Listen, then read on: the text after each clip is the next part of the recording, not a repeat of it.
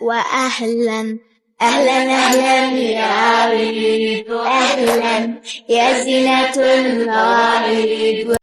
كيفكن يا حلوين؟ شو أخباركن؟ ورجعت لكم فيديو جديد، بس هالفيديو غير عن فيديوهاتي. بدي أفرجيكم ديابي للعيد. هدول اللي لبس تقريبا صار لي شهر ونص عم جيب منهم، يعني عم بدور كرمال الاقي تياب حلوين ومميزين. أول شي رح فرجيكم بيجامة العيد.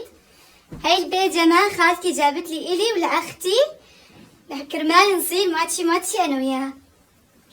الله يطعمكم نفس الخالي. هيك بيجي شكلها. شوفوا الثلاثة قديش حلوين.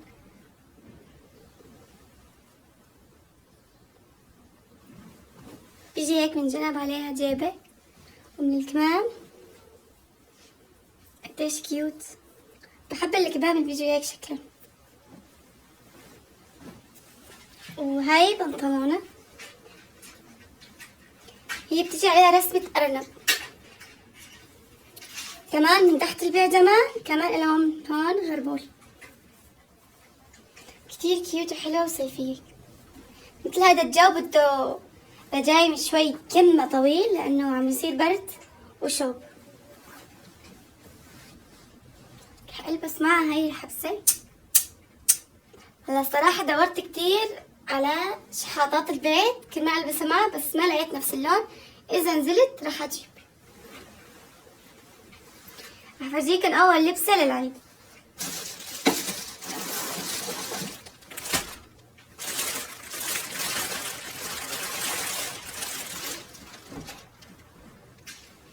جبت هذا الطقم، رح احط لكم صورته شكله على اللبس.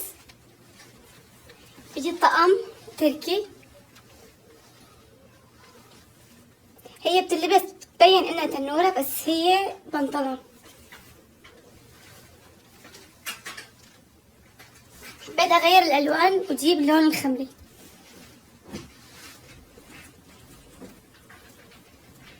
هاي النوعية من القماشة لازم تكويها وتعلقيها، ما بصير تطبقيها وتحطيها بالغزالة لأنه فورا بتتجعلك. فأنا رح أكويها قبل ما ألبسها.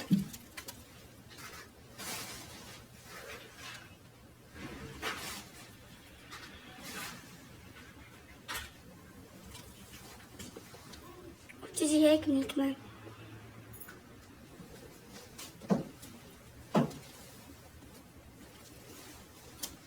وبيجي معها كمر على هذا الشكل لأنه هي الكنزة كتير مكشكشة. أنا كل مرة بطبق مع الفستان أو الطقم لون أبيض، فحبيت أغير وأحط لون البيج.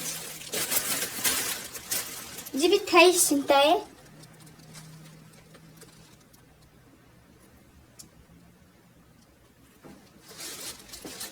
بيجي هيك شكلها، وبيجي معها كمر. إذا حابة أمسكها هيك وتعبت من هالمسكة بمسكها بهالطريقة.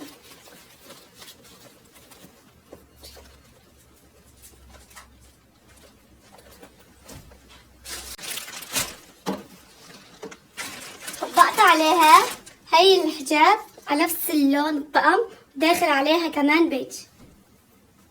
بيجي الحجاب صيفي كتير موديله حلو.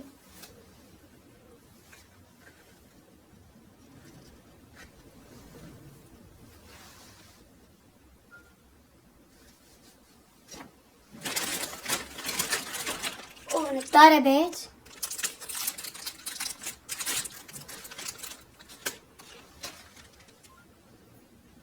هو الطقم شوي غامق، طبقت عليه لون أكشف منه بشوي.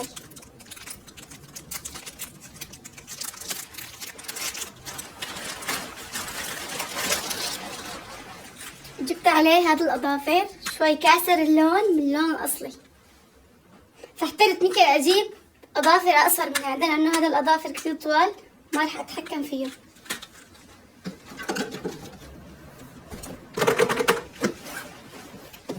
رح أفرجيكم. جبت معاه كندرة كعب.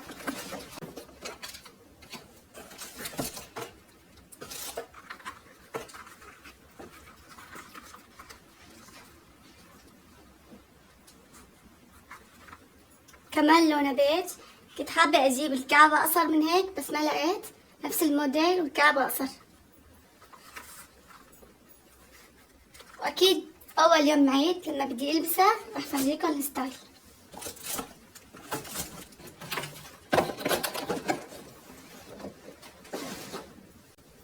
نيجي على تاني لبسة.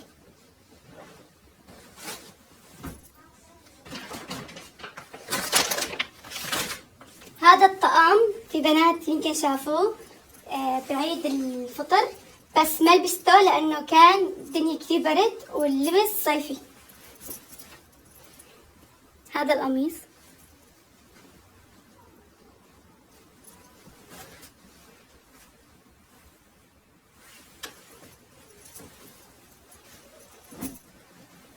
مع التنورة هاي.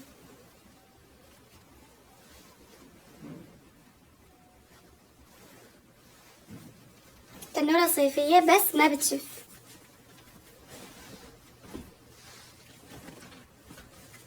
طبقت عليه هذا الحجاب كمان لونه موف، بس البلوزة كتير سادة فجبت حجاب عليه وردات نفس الوقت بيلبق للتنورة.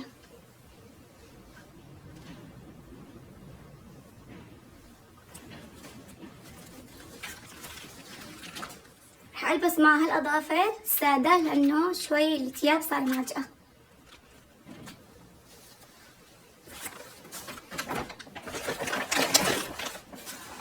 رح ألبس مع هاي الشنتاي.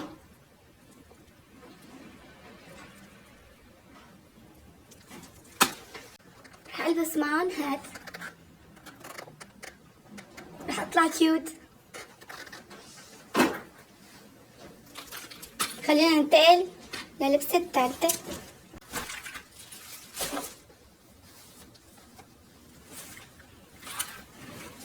شفت هاي البلوزة بالسوق كتير عجبتني وطبقت عليها بنطلون أبيض، بس البنطلون ما اشتريته عندي.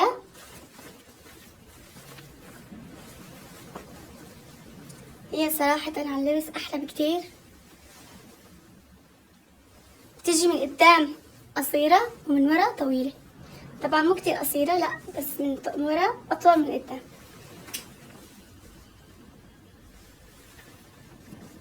بيجي شوي كمان مع رايد.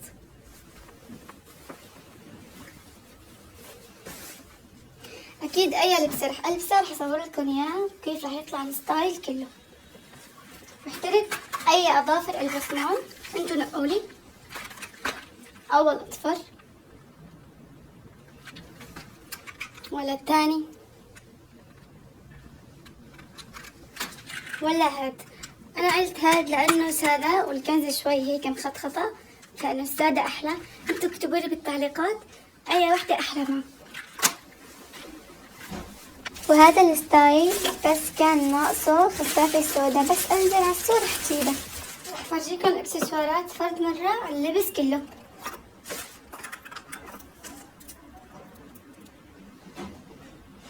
هاي السنارة،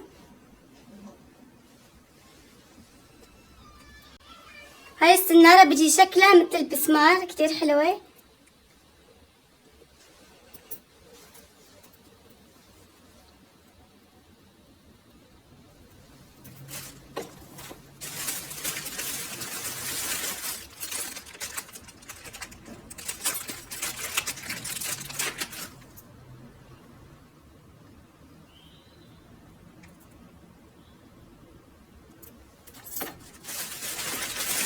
أكيد ما ننسى كفر العيد، كمان جبت كفر للعيد. كنت رح أجيب كوب بس عنا كتير أكواب فنكتفي بالكفر أو بيت التليفون.